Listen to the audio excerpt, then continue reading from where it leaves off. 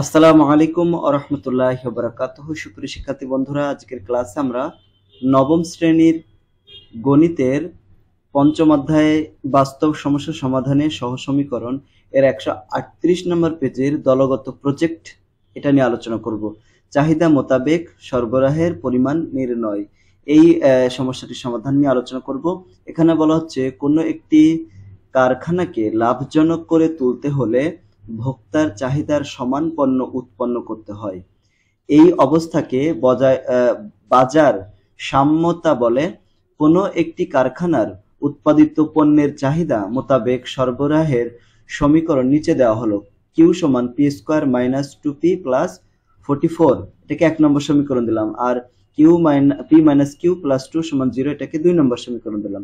এখানে বলছে যেখানে পি পণ্যের দাম এবং কিউ হচ্ছে পরিমাণ, বাজার সম্মতের জন্য পি এবং কিউ এর মান বের করতে হবে। ঠিক আছে, কাজের নির্দেশনা দেওয়া হচ্ছে একটি পোস্টার পেপার এবং একটি গ্রাফ কাগজ এবং অন্যান্য প্রয়োজনীয় উপাদান সংগ্রহ করতে হবে। এখন এটা আমরা সমাধান করব। তো সমাধান করতে হলে আমাদের এই যে সমাধান এখান থেকে শুরু। দেখো, প্রদত্ত সমীকরণ জোট কিউ সমান P square minus 2p plus 4 এটা দেওয়া আছে এবং পি মাইনাস কিউ প্লাস 2 সমান হচ্ছে 0। এখন প্রথম ধাপে সমীকরণ 2 নং এ কিউ এর মান বসিয়ে পাই, কিউ এর মান বসাতে হবে। সমীকরণ 2 এ, এটা হচ্ছে 2 নম্বর সমীকরণ, এখানে এই কিউ এর মান বসাইতে হবে। ঠিক আছে, এই জায়গা কিউ এর মান বসাতে হবে। বসালে পি মাইনাস কিউ, পুরোটা কিউ এর মান বসালাম, প্লাস 2 সমান 0। কিউ এর মান কত? এই যে পুরোটা হচ্ছে কিউ এর মান। এখন দেখো, পি মাইনাস কিউ স্কোয়ার মাইনাসে প্লাস 2p আর মাইনাসে প্লাসে মাইনাস 4 প্লাস 2 সমান 0। এখন দেখো, মাইনাস পি স্কোয়ার আর এখানে 2p এবং প্রথমে p, তাহলে 3p এখানে প্লাসে মাইনাসে মাইনাস, মানে 4 থেকে 2 চলে গেলে 2 থাকে সমান 0। তাহলে P square minus 3p plus 2 সমান 0, মাইনাস 1 দ্বারা গুণ করলাম। হ্যাঁ, তাহলে প্লাসটা মাইনাস হয়ে যাবে, মাইনাসটা প্লাস হয়ে গেল। এখন এটাকে মিডিল টার্ম করলাম। মিডিল টার্ম করলে P square minus P minus 2p plus 2 হয়। এখান থেকে দেখো পি কমন যায়, পি যদি কমন যায় তাহলে এখানে কি থাকে? পি থাকে আর এখানে মাইনাস 1 থাকে, আর এখানে 2 কমন যায়, তাহলে পি মাইনাস 1 সমান 0 থাকে। তাহলে পি মাইনাস 1, এখানেও পি মাইনাস 1, তাহলে এখানে পি মাইনাস 2 থাকে। তাহলে পি মাইনাস 1 সমান 0, পি সমান 1। একইভাবে পি মাইনাস 2 সমান 0, পি সমান কত হবে? 2 হবে। এভাবে পির মান এবং টির মান পেয়ে গেলাম। এখন পি এর মান দ্বয় সমীকরণ 1 এ বসিয়ে কিউ এর মান নির্ণয় করতে হবে। তাহলে পি সমান যদি 1 হয় তাহলে কিউ সমান কত হবে? পুরোটা বসিয়ে দিলাম, বসে হিসাব করলাম কত? 3 হলো। আবার পির মান যখন 2 হবে তখন কিউ এর মান কত হবে? 4 হবে। তাহলে পি কিউ কত হবে? 1,3 অথবা 2,4 হবে। এখন লেখচিত্র পদ্ধতিতে যদি আমরা সমাধান করতে চাই তাহলে পি এর কয়েকটা মানের জন্য কিউ এর মান নির্ণয় করতে হবে। পি এর মান ইচ্ছামতো বসাই, 0.5, 0, মানে মাইনাস 0.5, 0, 0.5, 1, 1.5, তারপর 2, 2.5, এরকম কিউ এর মান বসালাম, পেয়ে গেলাম। কিভাবে পেলাম? এই যে পির মান বসাচ্ছে, খেয়াল করো। এখানে মনে করো আমরা পির মান মাইনাস 0.5 বসাবো, মাইনাস 0.5, এটাকে যদি স্কোয়ার করি, মাইনাস 2 ইন্টু পির মান কত ধরছি? মাইনাস 0.5, হ্যাঁ, লাস্টে কত? প্লাস 4, এই যে প্লাস 4 আছে। এখানে কত আসে? দেখো, এই যে মানটা আসে 5.25, এই যে 5.25 আসে। এইভাবে পি সমান 0 এবং পি সমান 2 এর মানের জন্য কিউ এর একই মান পাওয়া যায়, তাই না? এই যে একই, দেখো পি সমান যখন 0 বসাইছি তখন কিউ এর মান কত? 4 পেয়েছি। আবার পি সমান যখন 2 তখনও 4 মান পেলাম। তার মানে এখানে কোন বিন্দুতে বাঁক নিতে হবে? এই দুটাকে যোগ করবো, 0 এবং 2, এই যে 0 এবং এই 2 কে যোগ করে 2 দিয়ে ভাগ করলাম, তাহলে 1 পাবো। তাহলে 1 বিন্দুতে কি হবে? 1 বিন্দুতে বক্ররেখাটি বাঁক নিবে, মানে বাঁকা হয়ে আবার অন্য দিকে চলে যাবে আর কি। এখন আমরা সেটা অঙ্কন করব। ছক কাগজে ক্ষুদ্রতম বর্গের 5 বাহুর দৈর্ঘ্য 1 একক ধরে, মানে 5টা বাহু গেলে 1 বাহু যা হবে, বিন্দুগুলো স্থাপন করে একটি সুষম বক্ররেখা দ্বারা বিন্দুগুলো যোগ করে লেখচিত্র অঙ্কন করি। ঠিক আছে, আবার পি মাইনাস কিউ সমান পি মাইনাস কিউ প্লাস 2 সমান 0, তাহলে এখান থেকে কিউ সমান কত হবে? মাইনাস কিউ সমান minus 2 plus minus P R কি, তাহলে কিউ সমান কত হবে? 2 প্লাস পি। আচ্ছা, এইবার এখানে কি বসাবো? দেখো, পি এর কয়েকটা মানের জন্য কিউ এর মান বসালাম।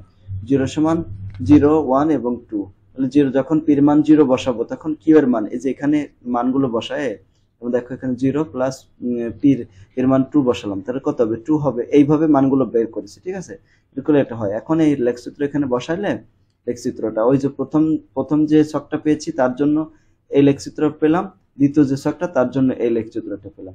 এখানে পরস্পর যেখানে ছেদ করছে দেখি যে এখানে দেখো এই যে মানটা আমরা বের করে ফেললাম। ঠিক আছে, এইভাবে আমাদের লেখচিত্রের মাধ্যমেও দেখানো হয়ে গেল। তো এখন আমরা এই যে নিচে যেটা আছে জোড়াই কাজ, এই জোড়াই কাজের সমাধান নিয়ে আলোচনা করব। বলছে যে শ্রেণী শিক্ষকের নির্দেশ মোতাবেক কয়েকটি দলে বিভক্ত হয়ে নিচের সমীকরণ জোট বীজগাণিতিক পদ্ধতিতে সমাধান করো। অতঃপর লেখচিত্রের মাধ্যমে সমীকরণ জোট সমাধান করে প্রমাণ করো যে উভয়ভাবে প্রাপ্ত সমাধান একই। তোমার দলের কার্যক্রম পোস্টারে লিখে ক্লাসে উপস্থাপন করতে হবে। এই দুইটা সমীকরণ দেওয়া আছে, এটাকে সমাধান করব। সমাধানে চলে আসলাম। এই দেখো দুইটা সমীকরণ, একটা সমীকরণ এইটা আর একটা সমীকরণ এইটা। এখন একটা করতে পারি, 1 নং সমীকরণের y এর মান 2 নম্বর সমীকরণে বসায় দেবো। যেটা x - 2 * y, এই পরেরটা হচ্ছে y এর মান। এখন 2 দ্বারা গুণ করে দিলাম সবগুলোকে, প্লাস মাইনাস হয়ে গেল, মাইনাসটা প্লাস হয়ে যাবে। এখন দেখো কি কোনগুলো কাটা যায়, 2x² - 2x², এখানে x আর এখানে 3x + 9 = 0। এখন -1 দ্বারা গুণ করলে এই যে জায়গা প্লাস আছে সেগুলো মাইনাস হয়ে যাবে, মাইনাসটা প্লাস হয়ে যাবে। এখন এটাকে মিডল টার্ম করলাম, মিডল টার্ম করে 2x² - 6x + 3x - 9 হয়ে যায়। এখান থেকে 2x কমন নিলাম, x - 3 হবে, এখান থেকেও 3 কমন নিলাম, x - 3 হবে সমান 0। x - 3 * 2x + 3 = 0। এখন x - 3 = 0 আর 2x, দেখো 2x + 3 = 0। তাহলে এখান থেকে আমরা পেলাম আছে x = 3, আর এখানে কত পাবো, x সমান, এই যে দেখো 2x সমান কি লেখা যায় -3, অতএব x সমান কি লেখা যায় -3/2 লেখা যায়, এই যে -3/2। এখন x সমান 3 হলে সমীকরণ 1 হতে আমরা কি পাবো, y সমান, y এর মান বসাতে এই যে জায়গা আমরা মানগুলো বসাতে, ঠিক আছে, এই যে জায়গা, এই যে x² - x + 2, এই যে তাহলে x সমান 3 হলে সমীকরণ 1 হতে পাই y সমান 3² - 3 - 2, তাহলে এত হয়, মানে 4 হয়।